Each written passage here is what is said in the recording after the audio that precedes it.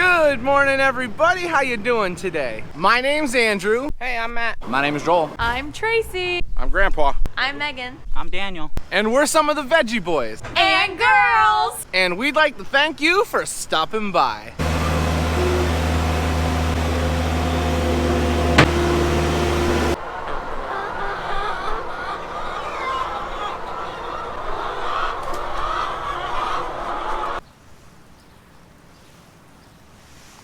Welcome back, everyone. We're working on getting our chores finished this morning. The farm market's all set up, the animals are fed, and I'm watering the cole crops. Now that I'm finished watering, that should be everything down here this morning. As you can see, our plants are growing really nice. Since we've moved them outside, the wind has been able to hit them and it's been stiffening them up. A lot of times people will take their plants from inside the house and plant them right in the garden, and they don't do as well.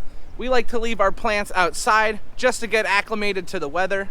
We get a lot of wind where we live in Northeast Pennsylvania, so if we were to take our plants from the greenhouse and plant them right into the soil, there is a chance that the wind could snap them off. So we like to put them out into the open weather and let them get acclimated to that. Now, in our last video, you saw us starting to harvest a lot more vegetables. That means we're gonna start seeing a lot of orders. We have a lot of people that will come into the farm market and they'll place orders for different types of vegetables, and peas are a big one. We've had orders since last year for peas. We try not to have too many orders because if we don't have enough product to fill those orders, then we kind of feel bad. But now that we have all the orders filled from last year, we can start filling new orders. Dad and Daniel are over here working on the first planting of peas. They're starting to look a little rough. This is the third time that we are coming through and picking the first planting. You get about 2 weeks of harvest off of these peas. They are picking through the first planting, and then Matthew and I are gonna be working on the second planting.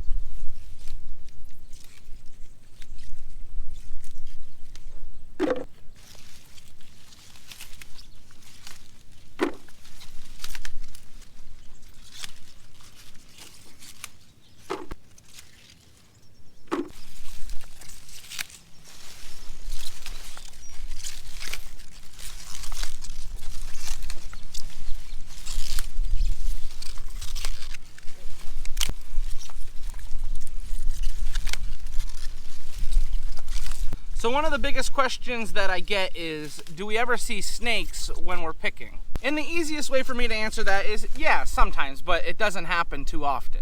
First off, snakes don't like to be around a lot of activity. So if we're always coming out through the field and we're always picking, then they know I don't want to be there because there's going to be activity. And if you see a snake in your field, that's a good sign and a bad sign, really. It's a bad sign because that means there's varmints in your field. There's stuff that's eating your vegetables, whether it's field mice or something else. And it's also a good thing because if the snake is in your field, that means he is protecting your crops.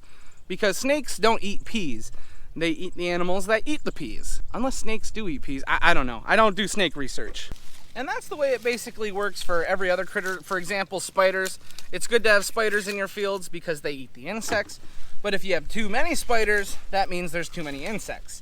So you have to keep a watchful eye on everything. When it comes to the snakes, we don't really bother them because that's how you get bit. And I don't really know what's poisonous and what's not poisonous, even though we don't have that many poisonous snakes in Pennsylvania. So altogether, we just let the animals do their jobs and we'll do our jobs.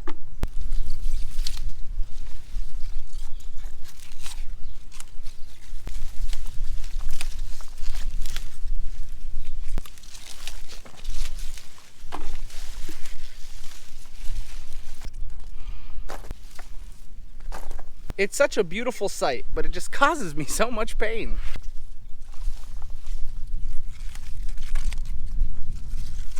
We just finished harvesting our shell peas and we should have enough to fill all of our orders, so that's really good. Now that we're done with the peas, we're gonna be picking some green beans. There's about 12 rows of green beans here. We need them for the farm market. We have a few orders, but we also want some down there just to sell to the customers. Normally we use a machine to pick all of our beans, but because it's so early in the year and the plants aren't done growing, that machine completely strips the plant.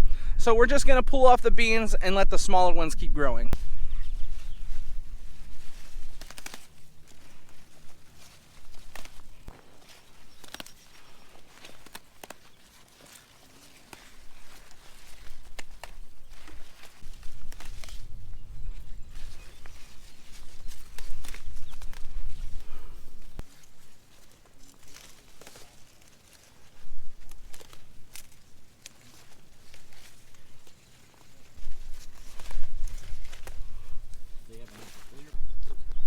got everything picked. Now, not all of the beans were ordered. There's about 15 quarts in one of these half bushel baskets, and we'll sell them in the farm market for about $3.50 a quart. So these beans, they are well worth our while to pick. It's just rough when you're picking them by hand. You got here just in time to pick beans. I know, I missed picking peas. I'm extremely upset. You and Joel won.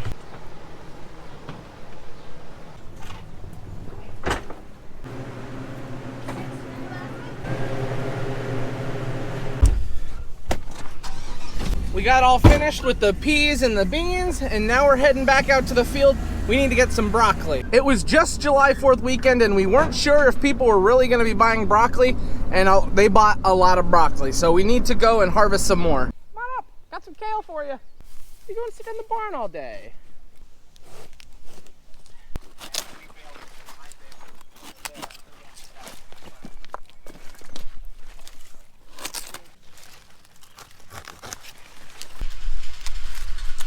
Now what we're looking for are really nice broccoli crowns, and as you can see, they've grown quite a bit since it rained. Now, we need, I don't know how many half bushels, but the farm market's been really busy and broccoli's been something that people have really wanted, so we're trying to pick as much as we can.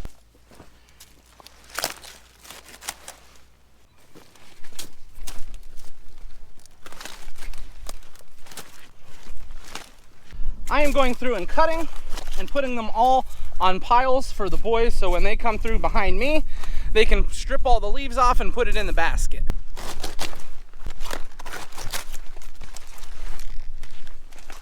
Now this first planting of broccoli, this is not going to be the type of stuff that will get you to 5 pounds. When we had that 5-pound broccoli, that was pretty cool. These varieties that you plant earlier in the year, they don't necessarily get that size, but we're happy with what we're getting. We're getting a beautiful crop.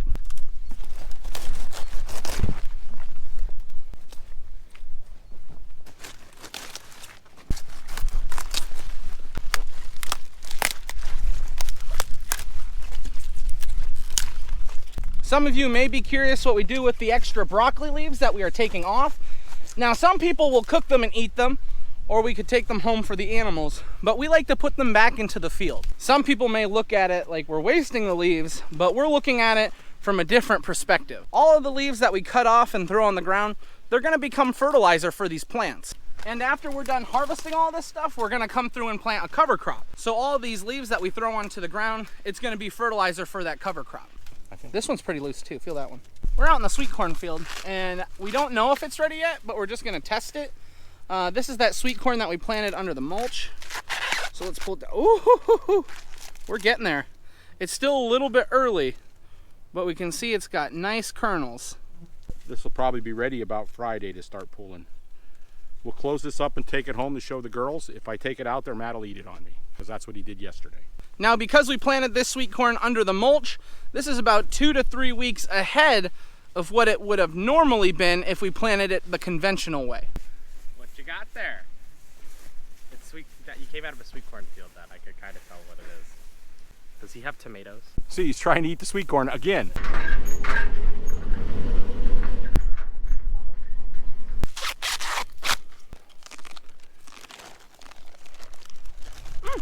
I don't have corn on my face, do I? Yeah, these plants, we plant them. It's one of the first things we plant in the spring. And we'll pick off these plants probably till November, December, depending on the year. This same little patch will keep us in kale for the whole year. Now, I don't know where you're from, but this bunch of kale, we'll sell it most likely for about $1.50. And this was everything that we needed back here today. So now we're gonna head back to the farm market and put it out to sell. One quick stop before we head home. We were just checking on the wheat. It's ready to harvest. We raise about 30 acres of wheat, and as of making this video right now, the wheat and the straw are about the same price for everything that we would harvest. We would go through and cut the wheat, and then we would also take the straw and bale it. Now, last year we made more off the straw than we did the actual grain itself, but the prices are up a little bit. So we've got a lot of work coming here very shortly. I just got back from picking out in the field and it's lunchtime, but I wanted to show you guys, one of our viewers sent us this. They made it themselves out of wood. They made that, this little jewelry box, and this little puzzle for the baby. So I thought that was so cool, I had to show you guys. His name is Larry. Thank you, Larry. Thank you, Larry.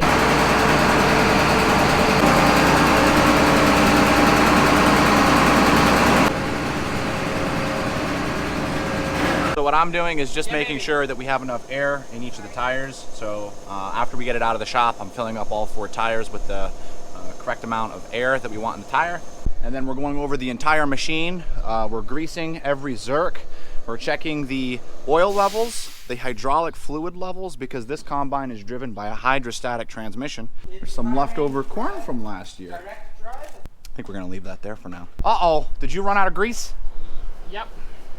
Don't you just hate when that happens? Working on switching the separator unit on the combine, which actively separates the grain from all the chaff inside the combine. We're moving that into a high drive, and so the nice thing about doing this is we only ever really do it once to twice a year, and then we forget how to do it every year. So we have to go back to the book and relearn ourselves how to put it back on. Tour of the combine. Steering wheel. Steers the back wheels, not the front wheels. Helps you get into tighter areas easier. Horn. If it's a very cold day and you're having trouble starting the combine, this will spray ether directly into the motor. How you go forward, backward. Dad and I had to run and pick up some hydraulic oil, and we picked up some grease because when we grease this machine, we use quite a bit. We had some here, but it's always good to have extra on hand.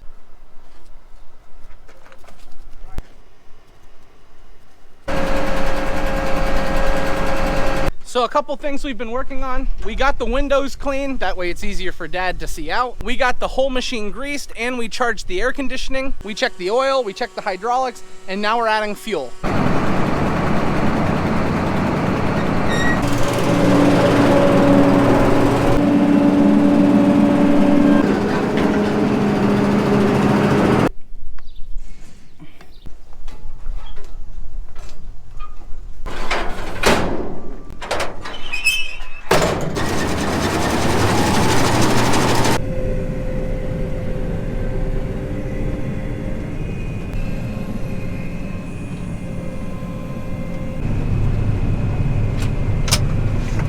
We just got started on the wheat.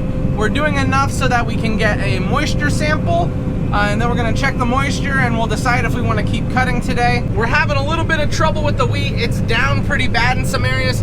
We've had some pretty intense storms as of recently, and as the heads have gotten a lot bigger on the wheat, they just weren't able to stand up to the wind.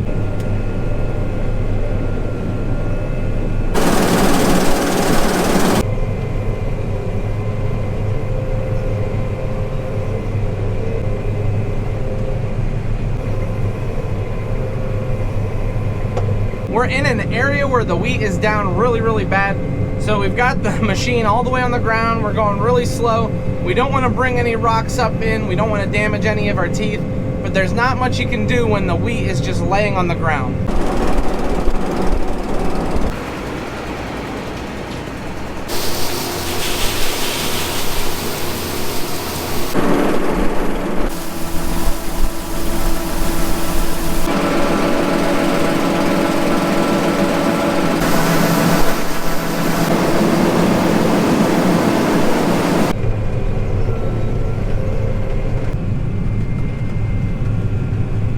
Now some farmers, when they're harvesting their wheat, they'll actually chop up the stalks that come out the back. We don't want to chop them up. We want to keep them as whole as we can because we're going to come through and bale them for straw.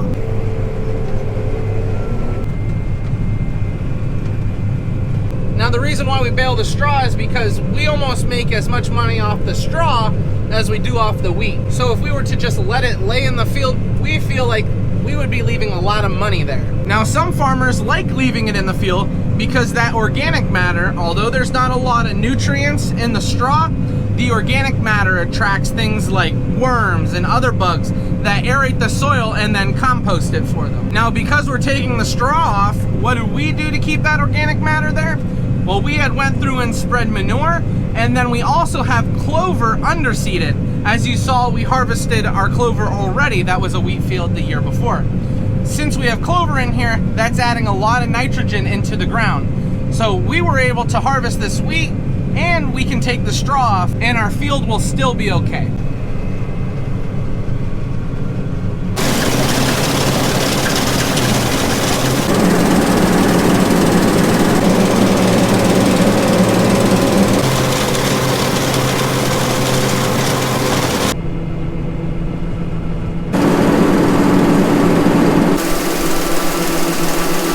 Joel just showed up with our wagon. We got our wheat field over between the potatoes done.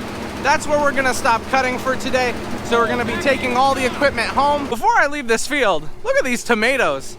Oh my, the tomatoes just look so good. People really like the horses, Joel. I know, I saw. I'll read the comments. Isn't that your ride? Oh no, I guess I'm walking. I need a ride. No guys with cameras allowed here. You can use a good walk. I'm up on top of the harvester. I had to close up the bin there.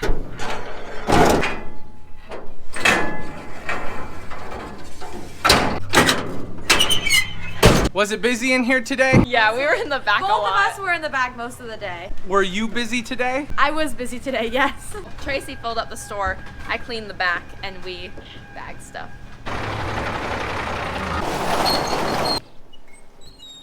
Alrighty, let's see what we're having for dinner. Looks like pork chops? We're having pork chops and steak, fresh beans from the field, applesauce, and stuffing. How are you feeling today? Everybody's been asking in the comments. Feeling good. Alrighty everyone, we're gonna sit down and eat dinner together, so that means this is where we're gonna end the video. We want to thank everyone for watching, and we hope to see you next time. Bye-bye! Subscribe.